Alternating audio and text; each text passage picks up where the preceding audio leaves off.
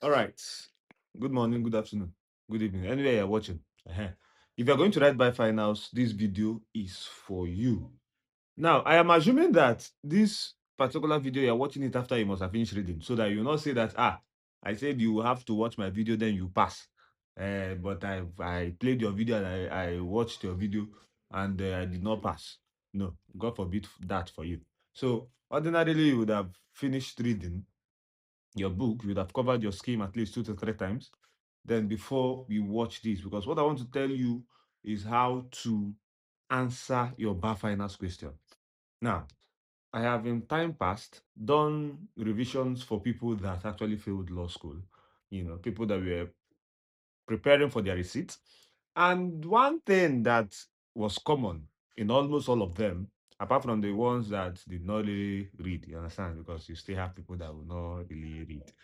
Apart from the ones that I did not really read, the ones that I actually thought that were intelligent, the ones that when we were revising, and they'll be answering a lot of questions, and I'll now ask them, oh, how did you now fail this exam? They will say they don't know.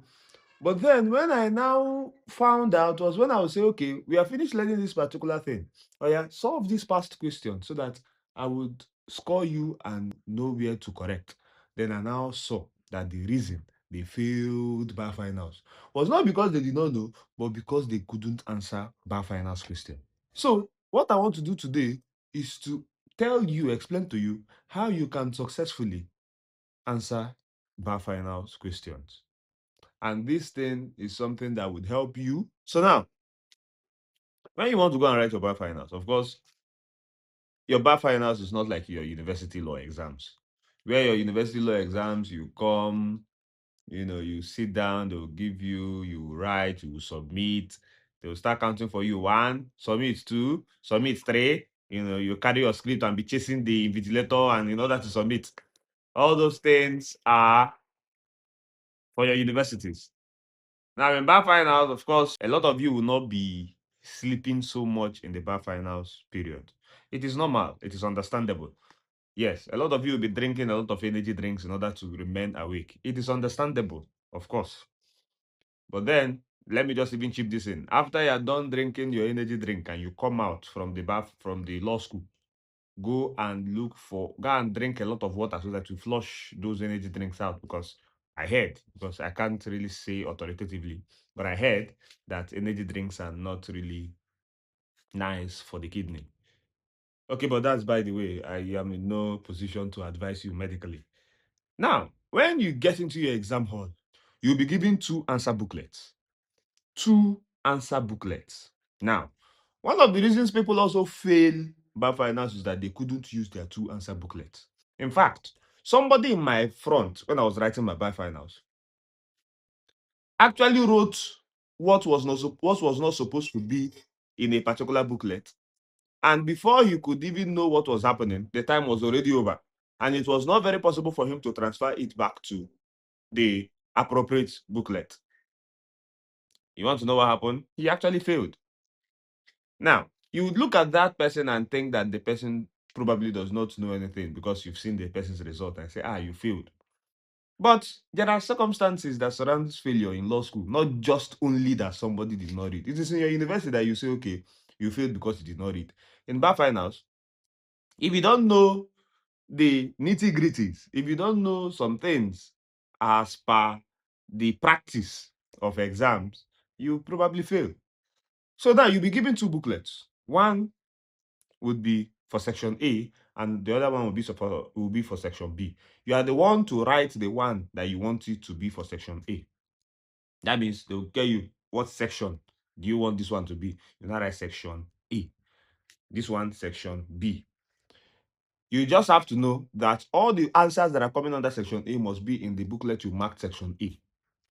The person in my front marked section A, and probably because he thought he was in the university and he didn't really, and he lost traction of what he was doing, because of the exam pressure, time pressure, etc. He had to also write section B inside section A booklet. And they've explained to us in the class, lecturers, I say that people that mark section A are different from the people that mark section B. So that when a particular person that wants to mark your section B brings it, he sees nothing inside and he scores you 0 for that. While the person that is with your section A script would now mark only section A answers. Then there is how it would be if you're very lucky and if God is on your side. Of course, if your grace is overpouring, the person with the section A that saw that you wrote section B inside might probably look for the person that is marking section B and say, see, oh, see what happens. So, but that is on a very rare occasion. In fact, it doesn't happen. It doesn't happen. So let me not even give you that possibility. You have to do what you're supposed to do when you're supposed to do it. Now, your section A and section B will be given to you. You write your section A, you write your section B. Now, in exam questions, bar finals, you have 3 questions for each section. You have number 1, 2, 3 for section A and number 4, 5, 6 for section B. You're expected to do number 1 as compulsory question and number 2 or 3 as optional questions.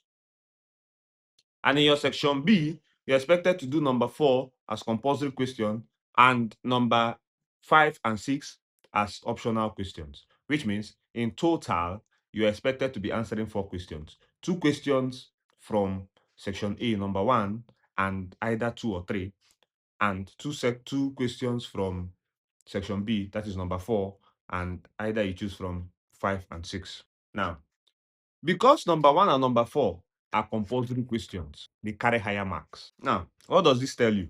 This tells you that you must have to first attempt the compulsory question. Of course, now I'm using the way I answered and I actually finished. The way I answered my question. Maybe it might be different from you, but then just listen to me. Focus on the first compulsory questions of each section. Section A, number 1 is the compulsory question. Immediately you are giving your script. Of course, you're supposed to read through everything. Now, you have 3 hours to answer all the 4 questions that you are given. Number 1 and number 4 has the higher marks. I think 25 marks for the compulsory questions, then 15 marks for the optional questions. Yes, because it's 80, it should be 80 marks. Then your MCQ is your 20 marks. Now, I also teach you how to answer MCQ, but that'll be in another video. Now, when you are giving your scripts, you do your number 1. You read through first. You have 3 hours. Now, you allocate your 3 hours efficiently. How do you allocate your 3 hours? Now, there is usually a big clock in front of your exam hall, so that you'll be looking at the time and you'll be timing yourself. Now, what I will advise you to do is to give 45 minutes for the first 2 compulsory questions. What do I mean? Immediately you bring your script and you read through, you carry your section A, you open it and you start answering number 1. And that number 1, you're giving it 45 minutes. 45 minutes means that you are expected to stop writing number 1 once it is 45 minutes. Whether you're finished or whether you did not finish. Write number 1, give yourself 45 minutes for number 1. Now, after 45 minutes, you close section A. Keep it aside.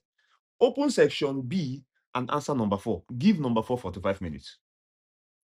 Now, when you give 45 minutes for each, remember that when 45 minutes reaches, you are expected to stop writing. Now, when you give 45 minutes here, you give 45 minutes here. That is how many minutes? 1 hour, 30 minutes. And now, how many minutes are you supposed to give to the optional questions? 30 minutes.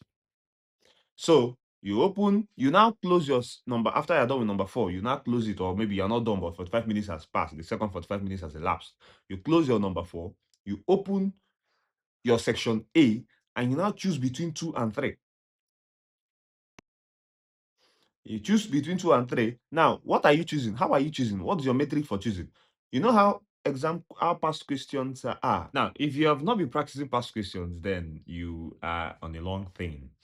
Yeah, so you know how past questions would have the scenario, then they say, now answer the following questions. Number A, B, C. So the metric for choosing 2 or 3 is you have looked at number 2, you have read it through, you've seen the questions, you've looked at number 3, you have read them through, you've seen the questions.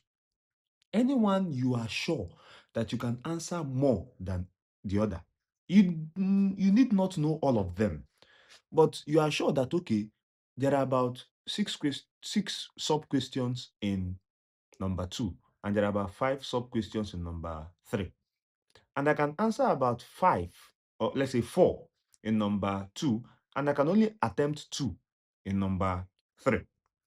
Which one are you supposed to do? Number 2, that you can answer about 4. So that is the metric you use in choosing the one that you can solve.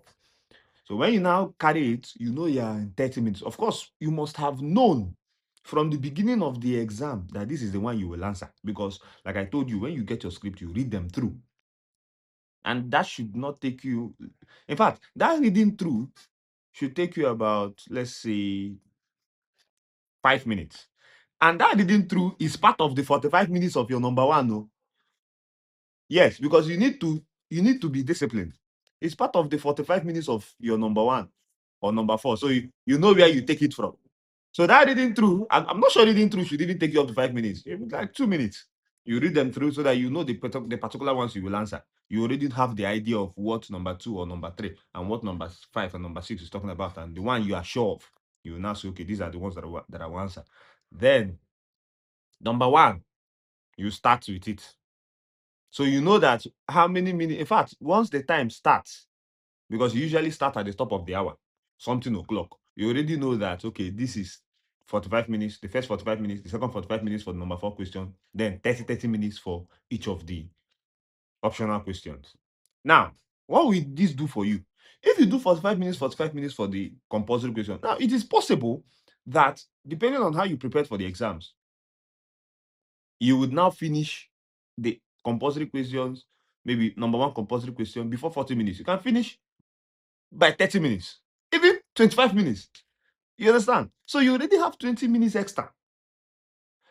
Now, even if you finish 20 minutes, you finish number 1 20 minutes later, yeah, you did not reach up to your 45 minutes.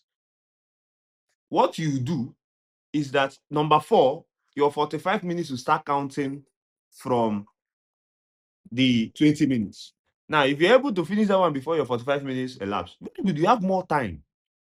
Now, why do you need more time?